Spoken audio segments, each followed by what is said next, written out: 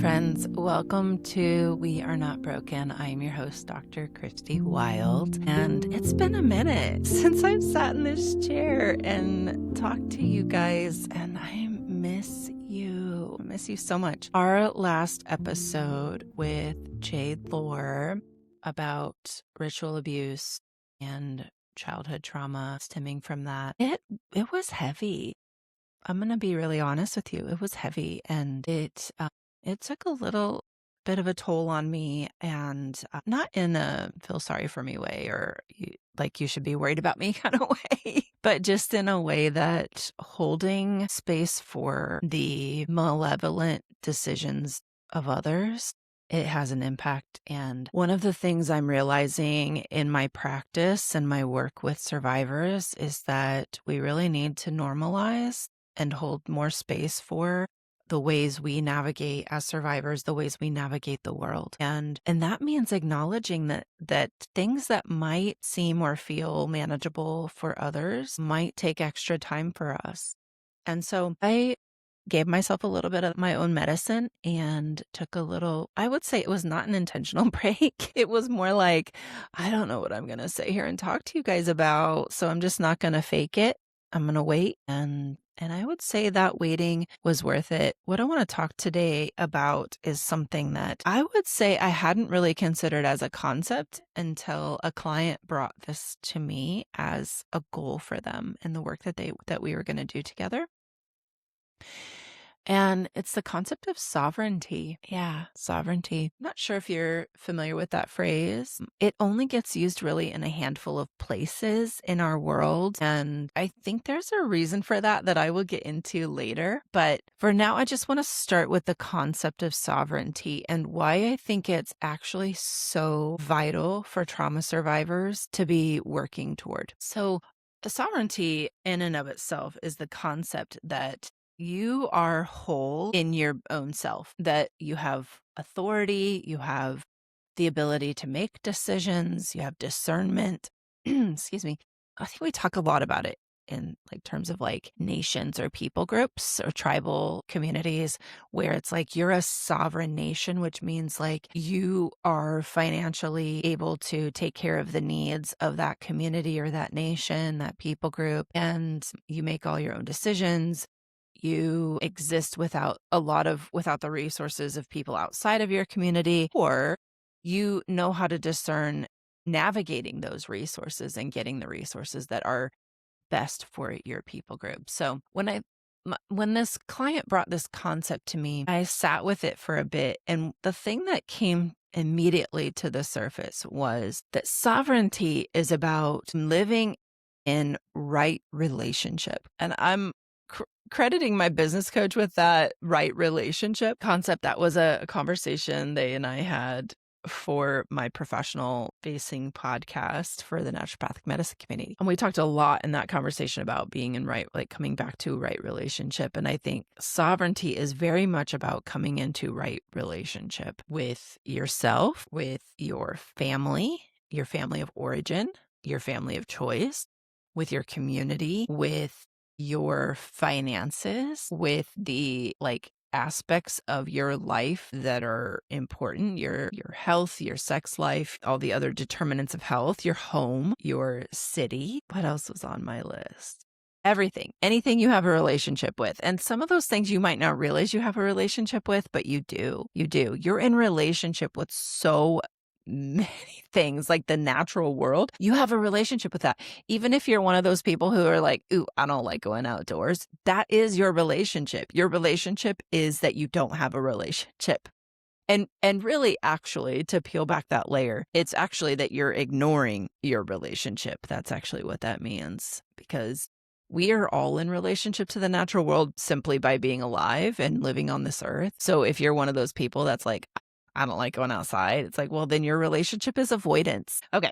So being in right relationship, it starts with being in right relationship to yourself. And what does that look like as a trauma survivor? Well, the challenge of being a trauma survivor, and especially if your trauma happened earlier in life, is that trauma, and especially specifically sexual assault, takes away, it strips you of your sovereignty. It's one of the most damaging forms of violence that can happen to a being because it's invasive, it's disempowering, it's violent, as we said, but it's one of the more primal things about our body is like our sexual reproductive spaces. And when someone violates that space, it immediately compromises your integrity and strips you of your sovereignty. That's not meant to sound fatalistic. It's just meant to name what's happening and why it feels so hard to recover.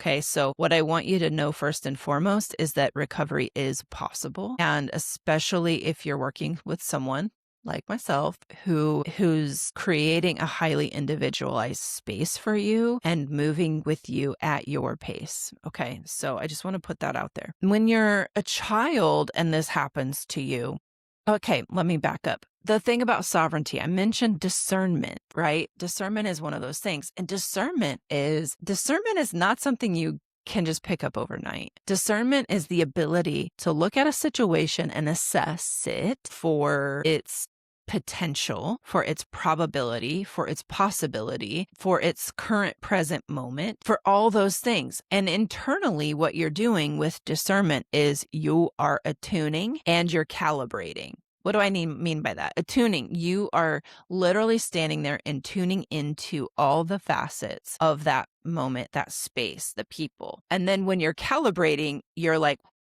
it's like this internal process of like, okay, here's how I move through this space. And if there's any potential dangers, then you're calculating like the best possible path forward.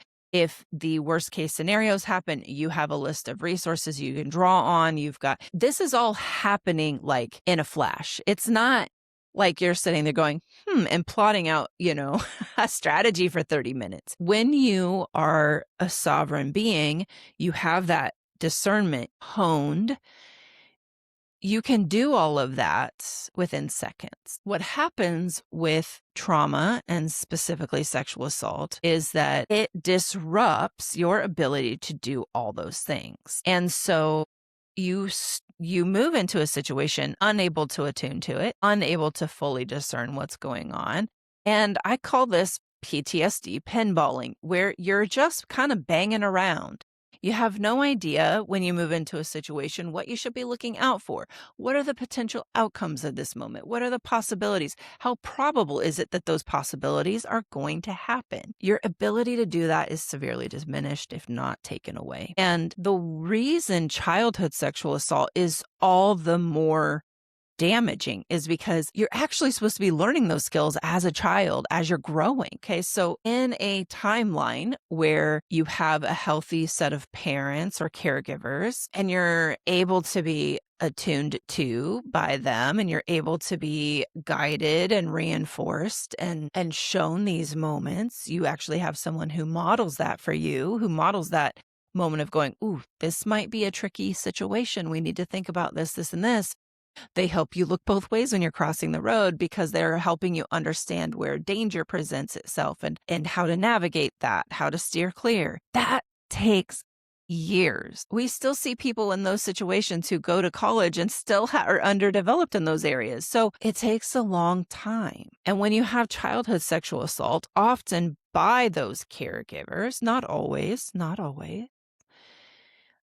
but those caregivers are playing a role in that process is disrupted. That's just the first trauma of being assaulted. Now, if you're someone who had really understanding parents who went to bat for you, your ability to recover is quicker, is more manageable. But if you've had caregivers who are either the perpetuators of that violence or who were not believing or not supportive or they contributed to your experience negatively, then that process is severely disrupted. Okay. Do you see why I'm saying that? Because you no longer have the time and space. Okay. I just want to say something really funny is I have like a green screen background and if you're watching this on the YouTube, my shoulders just disappeared and I look like a floating head. Okay. Sorry, just a little comical moment there. But that process is disrupted because not only do you have this like violent crime against you, but you don't have those moments of learning discernment, of learning attunement. And so the capability for sovereignty is going to take much longer. And unfortunately, what I find is that most people aren't, when they haven't been given that space, they don't understand that their sovereignty has been compromised. They don't understand that they're not in right relationship with themselves or with the people around them. And that can take a long time and a lot of healing to get to the point where you're like, oh, okay, what does it mean to be sovereign? So if that's you, if you're listening now, I want to give you a big digital virtual hug and just let you know you're not alone. Okay, I walked that road for many, many years as well. And I would say until this person came to my doorstep and was like, this is what I want to work toward, I don't know that I would even have been able to name it under the umbrella as being under the umbrella of sovereignty, that was the work I was doing. It is under that umbrella, but I also needed someone outside of myself to help me understand what I was moving through. So starting with right relationship to yourself, I really do think this is core, because that's what ultimately was disrupted, was your relationship with yourself when you were harmed. And that looks like a variety of things, and it manifests in a variety of ways depending on your personality, what your experience was, like how often it was happening, if it was chronic or one time, how the environment around you reacted, what they expected of you during that process. Ideally, we are believed and we're able to be given healing resources and we can move through that. But, I know that many of you listening, and myself included, ideal conditions did not exist. So starting with the relationship to yourself, that's powerful, because what you're actually doing is saying, okay, I'm willing to look at how I had to adapt to survive this moment. I'm willing to look at how patterns of my behavior were formed because I was trying to survive, or because I was trying to not feel immense, overwhelming pain, or because I was trying to, still be in relationship with people who had harmed me, but I'm also dependent on them for survival. Like, what a complex mind fuck, right? And so coming back into right relationship with yourself really means navigating a complicated, harsh landscape all over again, but doing it from a place of openness and compassion and grace and healing. And this is where I will say, you can't DIY this journey. Like, you really cannot you cannot do this journey yourself. If you've experienced any kind of trauma and you're trying to find your way towards sovereignty, at the very minimum, you need witnesses to help reflect back to you the process, because it can really feel like you're not making any headway. So you need people just even to step in and say, hey, a year ago, you would never have been able to do this. And today you did it. Look at you. Good job. Or you were able to navigate this situation. You were able to respond differently. And some of that is so subtle and nuanced that if someone doesn't have an intimate, perspective on you, they may not see it. And it's not fair for you to be alone in that. You need people to witness you, if nothing else, so that you don't feel alone in your growth journey and healing journey. Okay, I digress. But being in right relationship with yourself also means that you're coming into relationship with your inner parts, the parts of you that had to exist to help you survive. And you're doing that from a place of compassion and kindness and love, from the grown, responsible part of you. You're recognizing your needs and you're getting resources for those. So that can be physical body, like I need a doctor for this thing, or that can be mental health, therapy, counseling, etc. It can be spiritual. It can be all of the above. It's about recognizing the needs and being willing to meet them. And that can be really challenging if you had a lot of needs and nobody met them for you. So you have to do this added layer of work just to figure out, one, what your needs are, and then what is it you need, that those needs are looking for to be satisfied. And ultimately, coming back into right relationship with yourself is really about, how to say this? A lot of child survivors carry guilt that they didn't handle things better, that they weren't stronger, that they couldn't resist. So there's a level of self-forgiveness there too, of recognizing that you're a child, you had no control over those things, and that being in right relationship with yourself actually means giving yourself the compassion and grace that version of you absolutely deserves. And what we find then, I should add that finances are in there too. You need to be in right relationship with your finances, because we're often operating from a young version of ourselves. Our finances can get really hairy and really messy. And I think coming into right relationship with that, though, is ultimately how you move into a sovereign place. Whether you're dependent on, others helping supply your financial needs, or parents or family or the government, like those, it's great when people can step in and help us, because this process of healing is intense, and it often means that we're not able to hold regular traditional 9 to 5, 40 hours a week jobs.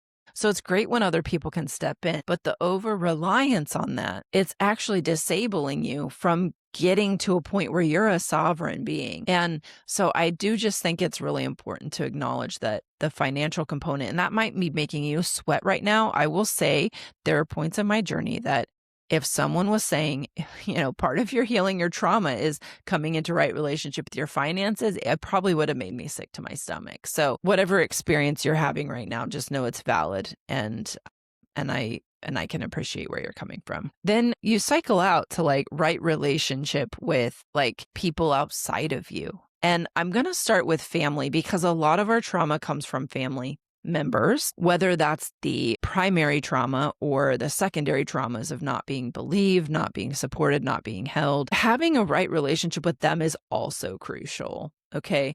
Having that trauma at a young age, part of what it disrupted too was our ability to recognize danger and who was an actual threat. Because if the people that are hurting us are also the people we have to depend on, your brain can't, as a young person, it cannot say this person is a threat, so stay away, because they're the ones feeding you, right? They're the ones literally meeting your body's needs, your physical needs. So your brain does these, it creates these shortcuts, these ways around to say, like, especially, this is one thing that I noticed for myself. And then I read that it's actually really popular. I've shared it in past episodes too. You'll create an image of that person that's not real, but it's what you need to depend. It's what you need to believe to continue staying in relationship with them so that you can get your needs met. And unpacking that can be really challenging, but it's a part of coming into right relationship with them. Right relationship with them means you're able to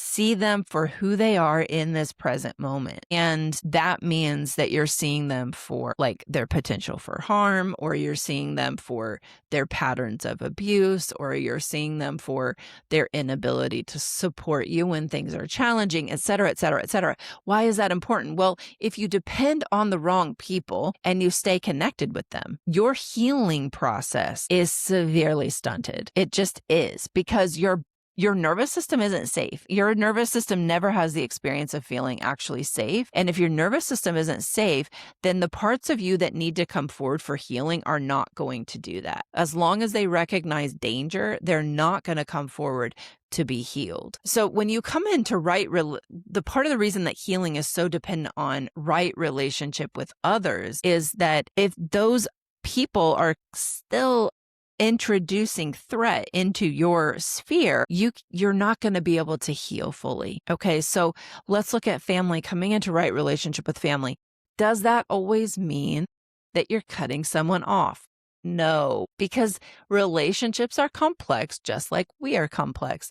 So if you're looking at coming into right relationship with your family, it does mean being honest, but what you do with the data you collect along that way is up to you, and it's in some circumstances, it does mean going no contact, because any introduction of that person into your ecosystem causes panic alarms to go off and your nervous system to close up, put up the walls. It's very hard to go to therapy if your walls are up. Like, really, I mean, both from the practitioner side and from the client/patient side, it's very hard to go through therapy when your walls are constantly surrounding you, because you're going to spend all that time just trying to break down walls. You're not even getting to the hurt parts inside. So in some cases, no contact is the way. I'll say my journey with going no contact, I'm going to share that because this is a big part of why I'm so emphatic about coming into right relationship with people. So my dad's involvement in my trauma memories came out very quickly, and he shut the door on them. that. So he actually exited my life. Even though I tried to bring him back in multiple times, he decided that he didn't want a relationship with me. And so no contact came easily to that situation. And in being and having that distance from him, I was able to bring up a lot of those memories and do a lot of healing work, except for the ones where my mother was tied in, because my mother and I actually got closer during that phase. She was the first to quote unquote believe me. I'll get to that in a minute. And so I lost my entirety of my dad's family, and I was losing my relationship with my sister through all this. And so I clung to my mom hard. Okay. So during that process, what that did, my clinging to her, it put some blinders on me. It put some filters on my ability to see her. And what I saw was what I wanted to see. And what I took from that relationship was that we were growing and changing, and she was honoring my boundaries. All right. And then we got into a huge phone fight in September of 25, so last fall. And there was this voice that said, we can't keep doing this to ourselves. We cannot keep having, it was a conversation it was very circular. It was old. It was digging up some really old shit. And when I called it out, that was thrown back on me, as she literally said, well, you did this, this, and this, so I guess we can call it a draw. And I was done. I was like, how dare you minimize the harm you did to me? How dare you minimize that? Like, I've been willing to work through that these past handful of years, but for you to just straight up minimize the harm you did and then consider my reaction as equal to that? Absolutely not. So I got off the phone and I sat with that. I had a meltdown. I had to do an emergency appointment with my therapist. And as I sat with all of the ramifications of that conversation, I realized how disruptive to my life that conversation was. And then I saw, once I was able to recognize what was happening, I saw this pattern playing out for the past handful of years. And I was like, okay, I need to take a break from her. So that's how it started. I started as a little break, and the more time I spent outside of a relationship with her, the more shit started to come back up. The more memories started to surface, the more pieces of the puzzle came together. And what I realized was that she believed me. She was one of the first people to believe me, because she knew. She actually knew. She was part of the cleanup crew, and she was holding that secret for and with my dad. And so many aspects of my life and their relationship and how their relationship fell apart, it just came into sharp focus once I recognized the truth. And once I recognized the truth, I could no longer go back to a relationship with her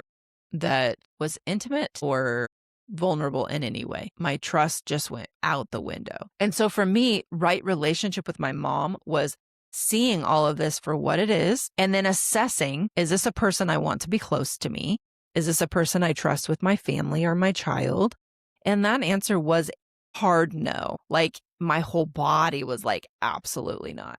And that's when I went no contact. I did send her a breakup letter and blocked her in my phone and across social media and all that stuff. So can she still find this podcast? Yes. She might be listening right now, but she doesn't have access to me in a way that trips my nervous system to respond. So coming into right relationship with others is a process. I hope that you heard that. Like, I was in relationship with her for years. That was, I would say, not right relationship. I think it was me clinging to the idea of her. It was me afraid that if I let go of my family entirely, that no one would be there for me, that I'd be completely alone. And I was navigating some really challenging aspects of my life, like being 3,000 miles from my home and starting a new life somewhere with little to no resources or community. And so naturally, I clung to those things that seemed safe. What I have since learned is that actually being in relationship with them is what kept me resourceless, is what kept me from having true community, because they were taking up so much of my mental space, of my energy, of my healing work. Honestly, they were obstacles to healing. This is one thing that we talk about in naturopathic medicine. We have a therapeutic model and strategy that we employ. And the goal is like, hopefully you can start at the base. Sometimes you have to kind of start at the base, but then jump up and do some more acute work. And it's an art. Okay. But at the base of this triangle is remove obstacles to healing. And oftentimes, if you're still in relationship to the people who hurt you, that's an obstacle to healing. And that manifests in so many ways. Like being unhealed manifests in so many ways. It can be anything from having trouble building relationships to suicidality and self-harm. So it's critical. It's critical that you remove those obstacles to healing. Now, some people find that they can come back into those relationships, or that those people have sought out their own healing, and that there's some shift in dynamics. And honestly, I wish that for everyone. I do. I also acknowledge that's likely not possible with my mom. Definitely not with my dad. So I've also had to come to terms with that me cutting them off likely means that in this lifetime, we're dead to each other. And that is a part of why it takes so long, because there's a lot of grief mixed in there. Coming in into right relationship with your environment, that could mean that you are in a home where you're in a domestic abuse or domestic violence situation, or you just live with roommates who don't care about the space and don't take care of it, or who are, I've lived with some people who are really verbally violent and abusive, because when we come from those spaces, it's really easy to think that's normal or to think it's what we deserve. And I just want to call it out that like being in right relationship with someone means that, or something in your environment means that relationship is mutual, it is beneficial, and it's ultimately dedicated to your growth and well-being. That's what being in right relationship is. If the home you're in, the roommate situation, the partnership, the family, if none of that, if you can't check off those boxes, those only 3 boxes for those relationships, then you're not in right relationship. You're not in right relationship with. So that's just a little litmus test for you. It's like, can I check off these boxes? Is this relationship mutual? By that, I mean, if I give to them and they give to me, and not like tit for tat, but like I hold them when things are hard and they hold me when things are hard. And I know I can go to them and I know they'll show up for me, and I willingly show up for them. I'm committed to that. That's mutuality. Beneficial means that it brings you some kind of benefit and you bring them some kind of benefit. Okay. And then concerned about your growth and well-being. Crucial, dude. Like the first 2 things that I described, I could be describing a codependent relationship. But when you're committed to the other person's growth and well-being, that means you have a certain sense of like, that could mean that they leave me. And you're okay with that, and vice versa. So that's why that third one, I tacked that on there, because that's also really important. So all of this, as you're going through, I want to just highlight, if you haven't picked up on it at all, it takes time and it takes commitment, and it often takes resources outside of yourself. This is the work I'm doing with my clients. This is the trajectory that I hold for them in the work that we're doing. I've been watching this rower. Her name's Kelsey, who's attempting to become the first woman to row from California to Hawaii. And so she's rowing on the open water. She only has enough food and water for 90 days. So she has only that much time. And in one of her videos, she was like, yeah, do you hear the sound? And behind her, she's like, that's my navigator. That navigator keeps me on track. So all I just only have to do the rowing work. And it's still like she's rowing 16 to 18 hours a day and like in a 24-hour cycle. So it's a lot of work that she's doing. And to have something keeping the trajectory on target for her is really helpful, because then she can relieve herself of that. That's the work that I do with my clients. We have a goal that we've come up together. And ultimately, I think one of the underlying goals is sovereignty. We want to get you to a place where you're a sovereign being again. And sometimes that takes a few months, and sometimes that takes a couple years. That's so dependent on on what you're coming in with and how that work plays out over time. But I'm there holding that trajectory for you so that you can just do the work of sometimes just keeping your head above water, but also tending to yourself and learning discernment and figuring out how to have a right relationship with people that you're sharing life with. That's my commitment to you. So I hope this episode is bringing some insight for you in wherever you are in your journey. Please know I'm available to you for a 30-minute consult and for complimentary, free. I call it a fit check because I think it's a really good space for us to connect and see if working together is going to be a good fit. That's really important. It's very important to me. And I recognize that for trauma survivors, it's very important that you feel that this is a safe and secure place for you, because the work that you need to do takes incredible gentleness. It takes incredible tenderness, and you need someone who understands the nuances of what you're facing and can both reflect it back to you, but also hold the journey in the container in such a way that you can move freely and reacquaint yourself and come into right relationship with yourself again. So check out my link in the bio. You can find that if this is what you're ready to explore. I'm here for you. Please know there's no rush. In that conversation, we will talk about like options for working together. So I just want to be clear about that. And I want you to be able to have the resources and the understanding of what things look like so that you can make a decision that works best for you. I want you to know that that is my priority right out the gate, is that you're able to make a decision that works best for you. Okay. I will have a recommendation because that's my role in this relationship. I will have a recommendation for you. And you can still look at that and say, okay, I get that. And I have financial contributing factors. I have time constrictions that are contributing factors.